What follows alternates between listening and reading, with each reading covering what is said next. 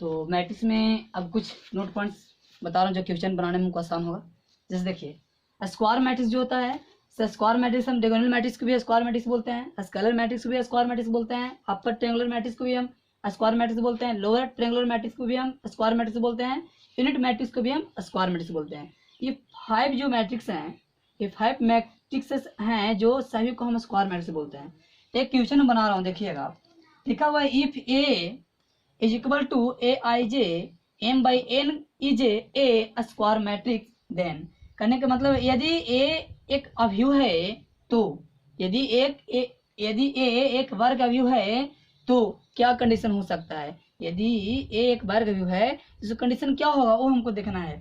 M is not equal to N होगा, M N के बराबर नहीं होगा, या एन से एम बड़ा होगा, या बराबर होगा, या एम एन से क्या होगा, छोटा होगा।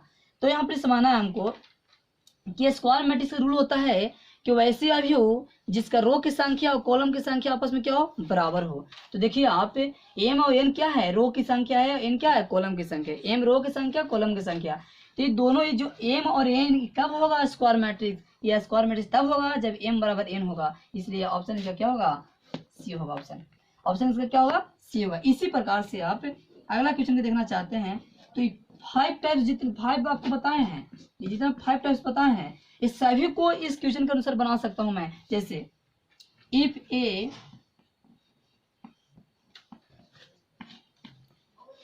M cross N, M by N is a, कोई भी मैट्रिक्स में नाम दीजिए, कोई भी मैट्रिक्स, जैसे स्केलर मैट्रिक्स कह देंगे,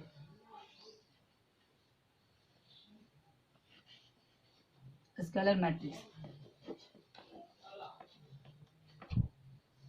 देन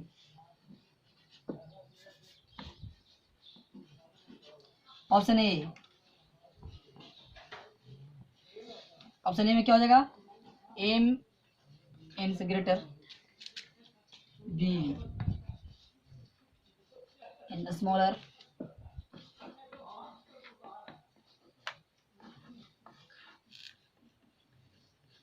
नन। तो कौन सही होगा, तो अब ऑप्शन फिर सही हो, सी हो, क्योंकि ये भी तो एक स्क्वायर मैट्रिक्स है।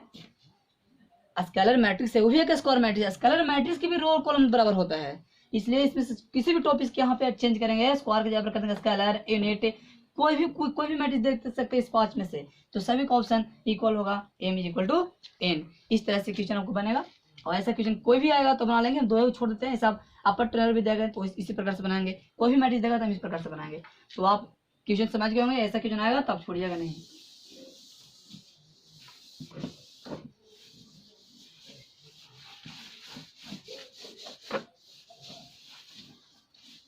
चलिए अब आगे नेक्स्ट क्वेश्चन बताता हूं मैं। जैसे कैसे क्वेश्चन बनेगा, जैसे अब एक क्वेश्चन बनाने जा रहा हूं मैं, तो ऐसे क्वेश्चन रहेगा, दिया रहेगा if A is equal to I J is a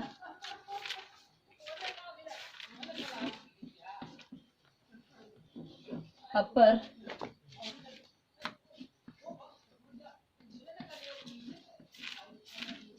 triangular matrix, upper triangular matrix, then या एंड करते हैं, and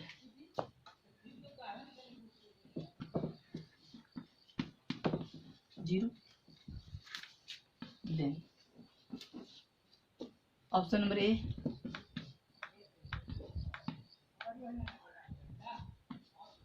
J, option number B,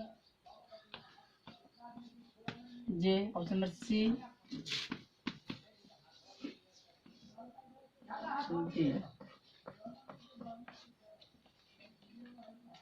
अब इसमें से कौन सा सही होगा, आई जे आ गया इसमें, रो और कॉलम की बात कर रहे हैं।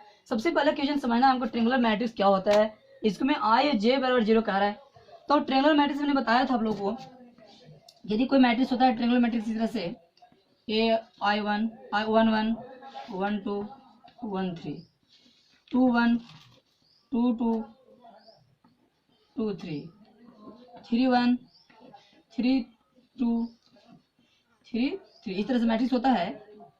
तो इस तरह से मैट्रिक्स होता है तो इसको बराबर लिख सकते हो हम 2 3 4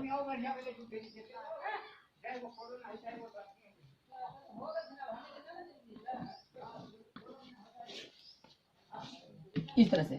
तो अपर ट्रायंगुलर मैट्रिक्स का रूल बताया था कि वैसे मैट्रिक्स जो वर्ग अवयव के नीचे के सभी अवयव वैसे वर्ग अवयव जो डायगोनल के नीचे का सभी अवयव शून्य हो।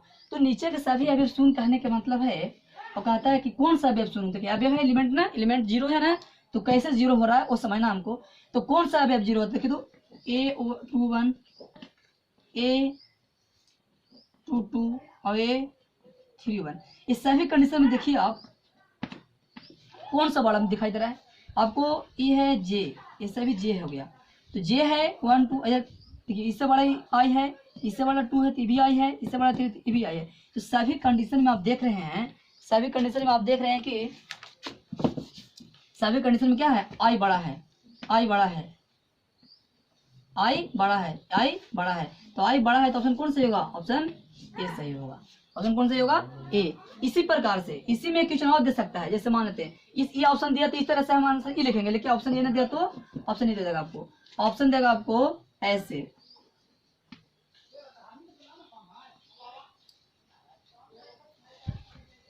1 1 बराबर 0 1 1 1 2 1 3 और बी में देगा 2 1 3 1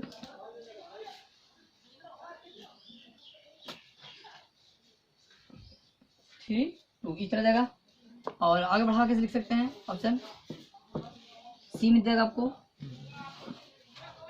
सी में आपको देगा A12 A13 A23 0 सब बराबर 0 का रहेगा, बराबर 0 बराबर 0।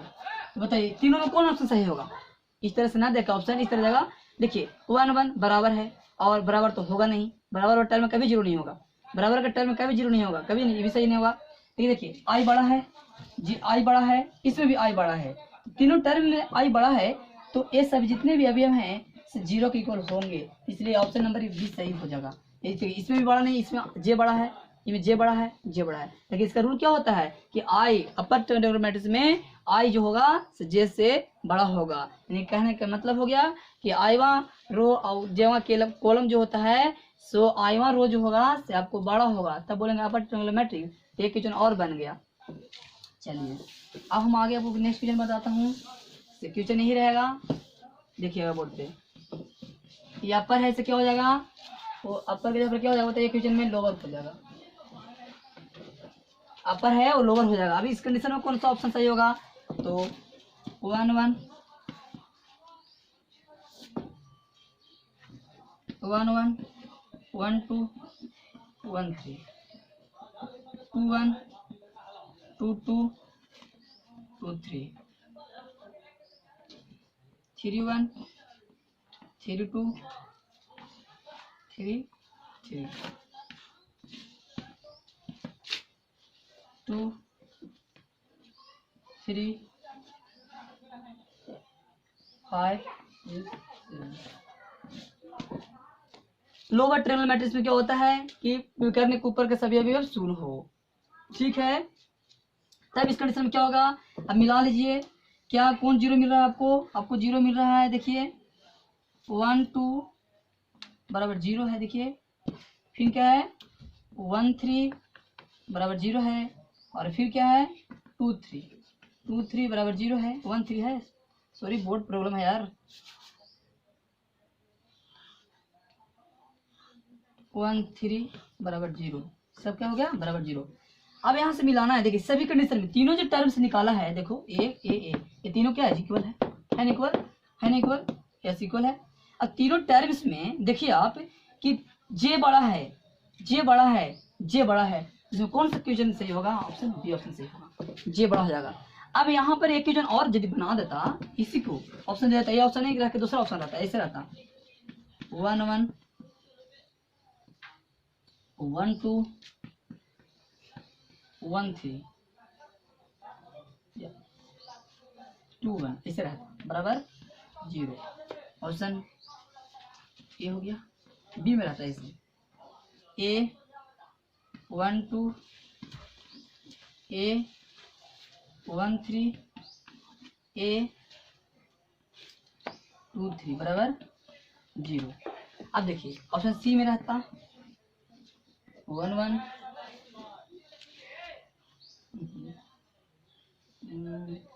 2 1 3 1 3 2 बराबर 0।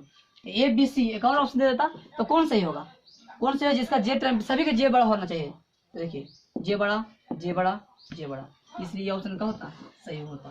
तो इस तरह से आपको दो मैट्रिक्स रहेंगे और ऐसे हम क्वेश्चन बनाएंगे। ठीक है, क्वेश्चन इस तरह से देगा, आपको बनाना होगा। तो आपको बनाने से पहले सभी टॉपिक्स हम पढ़ा चुके हैं अगला वीडियो में, आप जाकर उसमें देख लीजिएगा, आपको क्लियर समझ में आ जाएगा। ओके चलिए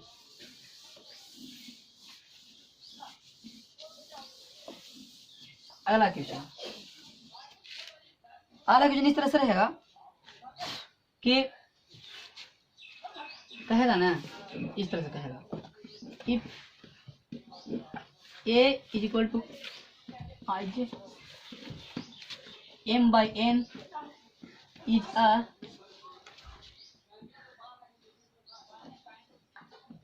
unit matrix, then option A में होगा डायगोनल 2 2 2।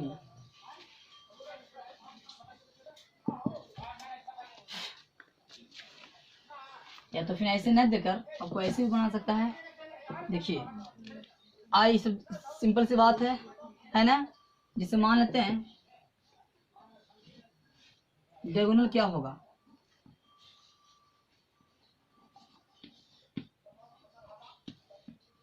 मान डायगोनल इस तरह से ऑप्शन नहीं देगा। If A is equal to इतना ही जाए यूनिट मैट्रिक्स एंड डायगोनल इस तरह से है, देन तब क्या करेंगे हम उस समझना हमको। ऑप्शन ए आई जे इस तरह से रहेगा तो क्या करेंगे हम समझना है।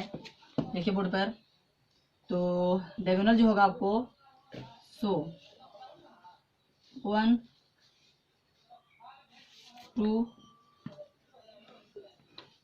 1 3 1 4 बराबर 1 2 1 2 2 2 3 बराबर 1 1 1 2 2 3 3 बराबर 1 3 1 2 1 1 1 बराबर 1। B option, C option, D option. देखिए if A is a unit matrix and diagonal matrix, then कहता है कि यूनिट मैट्रिक्स है जिसका डायगोनल कितना है, डायगोनल है आई जे, तो डायगोनल जो आई जे होगा ये जो डायगोनल होगा कौन वाला सही होगा, इसमें से कौन सा टेबल कर रहा है। देखिए तो डायगोनल ये वाला क्या होता है ना कि आई और जे दोनों आपस में इक्वल होता है। डायगोनल क्या दो क्वेश्चन बन सकता है, क्वेश्चन ऐसे बन जाएगा, फिर अगला ऑप्शन में ऐसे रह सकता है। आई जो होगा डायगोनल जो होगा से आई जो होगा इसका जे भी लिख सकते हो और भी आगे लिख सकते हो। चलो इसको छोड़ दो, इसको भी इसी पे बना देंगे हम। तो इसमें कौन सा हो जाएगा बताइए। जैसे मान तक मैट्रिक्स बना लो 1 0 0 क्या मैट्रिक्स है, यूनिट मैट्रिक्स है। अब देखिए यही डायगोनल है, कंपेयर कर सकते इसको मैट्रिक्स, जैसे 1 1 1 2 1 3 2 1 2 2 2 3 3 1 3 2 3 3। देखिए डायगोनल हो गया। डायगोनल जो हुआ है तो 1 1 2 2 3 3 ये सब क्या है, एक एक एक कौन से इक्वल है, सी ऑप्शन इक्वल है, इसलिए ऑप्शन सही होगा सी। तो यूनिट मैट्रिक्स को हम इस तरह से बनाएंगे। ओके आगे देखेंगे। आप यूनिट मैट्रिक्स समझ गए। चलिए यूनिट मैट्रिक्स में और अलग भी टर्म हो सकते हैं, जैसे इफ ये तो आज m बाई n का मैट्रिक्स है, is a unit matrix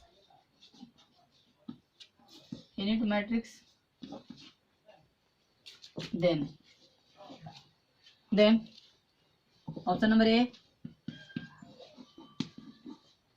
diagonal 2 2 2 हो सकता है, बी डायगोनल 1 1 1 हो सकता है, सी 1 2 3 हो सकता है, डी डायगोनल होगा आपको 3 3 3 हो सकता है। कौन सा ऑप्शन सही है, बोलिए कौन सा ऑप्शन सही आपका है?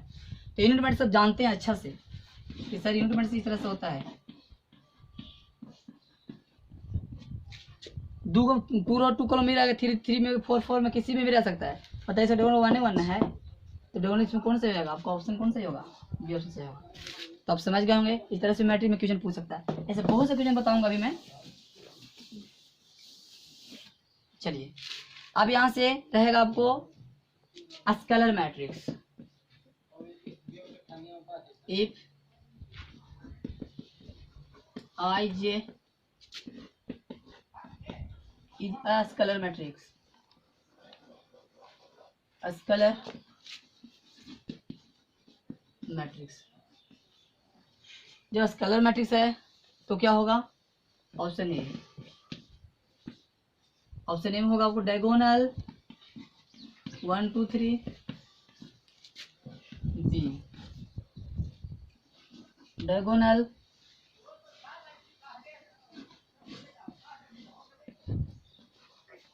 2 2, सी डायगोनल 1 1,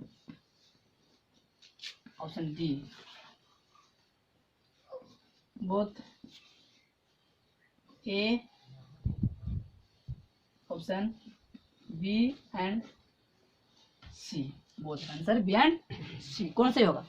तो डायगोनल मैट्रिक्स में हम जानते थे कि वैसे भी इसके सभी डायगोनल सेम हो। डायगोनल क्या हो? सेम। ये जरूरत नहीं है कि 1 ही 1 हो, सेम होना चाहिए। 1 है तो 1 1 रहेगा, 2 है तो 2 2 रहेगा, 3 है तो 3 3 रहेगा, तो उसका स्केलर मैट्रिक्स हम कहते थे। तो बताइए, जैसे मानते हैं डायगोनल मैट्रिक्स लेता हूं मैं,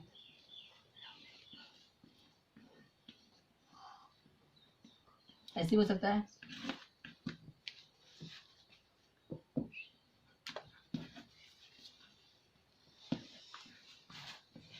ऐसे भी हो सकता है, ऐसे भी हो सकता है। सब डायगोनल है, टोटल डायगोनल मैट्रिक्स है। यूनिट मैट्रिक्स को हम डायगोनल मैट्रिक्स कर सकते हैं, सभी यूनिट मैट्रिक्स को हम डायगोनल मैट्रिक्स कर सकते हैं, सभी डायगोनल मैट्रिक्स के यूनिट मैट्रिक्स हम नहीं कर सकते हैं। देख लीजिए, ये डायगोनल है, इसको यूनिट कहेंगे? नहीं कहेंगे। ये डायगोनल है, इसको यूनिट कहेंगे? कहेंगे। सभी कह रहे हैं ना, सभी के नहीं, लेकिन सभी यूनिट ऐसा यूनिट रहेगा 2 में 4 में कितना ही रो कॉलम रहेगा, फिर भी उसको हम कहेंगे। तो आप समझ गए कौन आंसर सही होगा? आप कौन सा इसके लिए कौन सही होगा? बी ऑप्शन सही होगा। ओके, चलिए, तो आपको स्केलर मैट्रिक्स के लिए इस तरह से हम समझेंगे। ओके, स्केलर मैट्रिक्स है।